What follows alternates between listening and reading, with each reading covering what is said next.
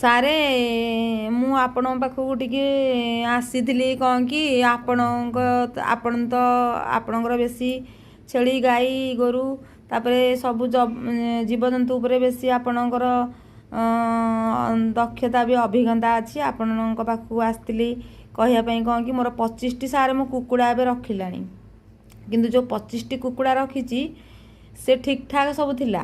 ଏ ବର୍ଷା ଯେଉଁ ସିଜିନ୍ ହେଲା, କିଏ ନାକରୁ କାହାର ପାଣି ବହୁଛି, କିଏ ଘୁମଉଛି, କିଏ ଠିକ୍ ଭାବରେ ଖାଉନି।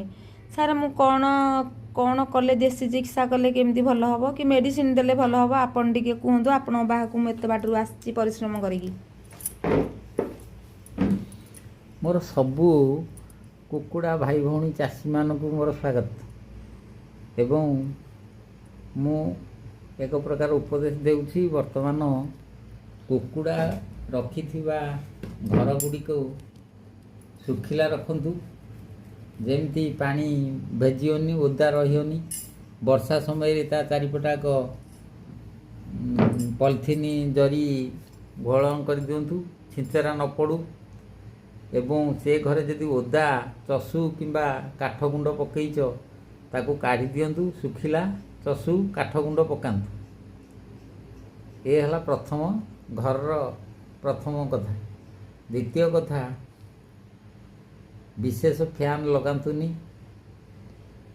ଏବଂ କୁକୁଡ଼ାର ପ୍ରତିଷେଧକ ପାଇଁକା ପ୍ରତିଷେଧକ ଟେକା ଦେବା ସହିତ ଯଦି ରୋଗ ଆରମ୍ଭ ହୋଇଗଲାଣି, ତାଙ୍କୁ ଥଣ୍ଡା ରୋଗ ହୋଇଯାଇଛି, ସିଆରଟି ଲାଗିଛି, ତେଣୁ ତୁମେ ଗୋଟେ କାମ କର, ଯଦି ପାଖରେ ନିକଟରେ ମେଡ଼ିସିନ ଷ୍ଟୋର ଅଛି, ମେଡ଼ିସିନ ଷ୍ଟୋର ପାଖକୁ ଯାଇକି ଟାଇଲୋସିନ୍ 25% ପାଉଡ଼ର ଆଣିକି ତାଙ୍କୁ 3 ଦିନ ଖାଇବାକୁ ଦିଅ।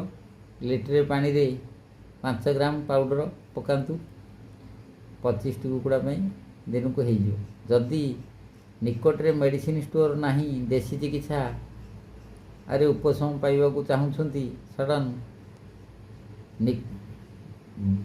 ତମ ଘର ବାଇରେ ତୁଳସୀ ଗଛ ଥାଇପାରେ। ତୁଳସୀ ଗଛର ଜଟ ପତ୍ର ତାକୁ କିଛି ଆଣି ସିଝେଇ ଦିଅନ୍ତୁ, 3 ଫୁଟଣ ହେଲା ପରେ ସେ ପାଣିକି ଛାଣି ଦିଅନ୍ତୁ। ଛାଣିକି ସେ ପାଣିରେ ଅଦା ରସ ଏବଂ ରସୁଣ ରସ, ରସୁଣ 25 କୋଲା ରସୁଣ ଏବଂ 15 ଗ୍ରାମ ଅଦା, ତାକୁ ଗ୍ରାଇଣ୍ଡିଙ୍ଗ କରିକି ତାର ରସକୁ ସେହି ତୁଳସୀ ଜଟ ପାଣିରେ ମିଶାଇ ଦିଅନ୍ତୁ। ମିଶାଇକି ସେମାନଙ୍କୁ